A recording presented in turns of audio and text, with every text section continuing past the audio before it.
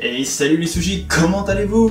Vous l'aurez remarqué au titre, ce n'est pas un code manga. Enfin si, mais spécial quoi. Si vous l'avez deviné, ou plutôt si vous savez lire, nous allons parler du nouveau maître de l'anime, Mamoru Hosoda. Sincèrement, ce mec est génial et je l'adore. Bien évidemment, dans cet épisode spécial, il ne sera question que de présenter le fameux personnage. Dans les épisodes à venir, je traiterai bien évidemment de ses œuvres, ou plutôt de leur adaptation en manga. Ainsi, tout ce mois sera dédié à Maître Hosoda, une vidéo tous les mercredis, ce qui fait un total de 4 vidéos. Pourquoi 4 vidéos?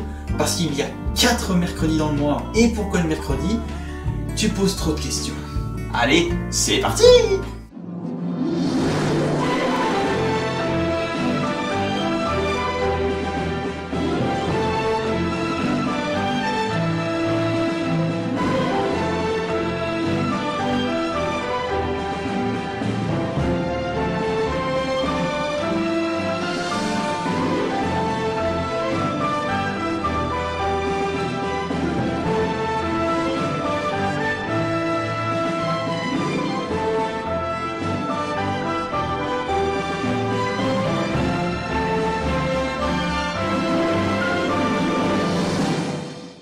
Mamoru Hosoda, né en 1967, est un passionné depuis longtemps du domaine artistique.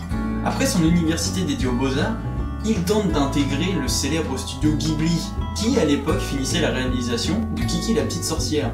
Malheureusement pour lui, il est recalé à l'examen final. Il doit avoir un peu les boules.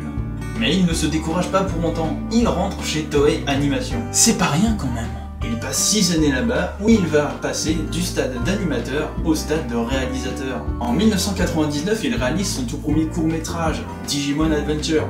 Puis il s'attaque à plus gros avec en 2000 Digimon Saver Ultimate Power, t'as vu l'accent? Et en 2005 avec le 6ème film de One Piece. Mais ce n'est qu'en 2006 qu'Hosoda passe à son compte avec son tout premier film, La Traversée du Temps, qui a été couronné de prix à travers le monde. Il commence fort. Il revient en 2009 avec Summer War, qui bizarrement a eu énormément de succès. Bizarrement. Puis en 2012 avec Les Enfants Loups, Ame Yuki. Cette année sera aussi sous le signe de ce grand réalisateur, puisque son dernier film, Le Garçon et la Bête, est sorti il y a peu de temps. Considéré comme l'un des nouveaux grands talents de l'animation japonaise, Mamoru Hosoda jouit d'une réputation internationale de plus en plus grande au fil de ses réalisations. C'est un grand maître qui, pour moi, égalise avec les studios Ghibli, voire même les surpassant quelquefois.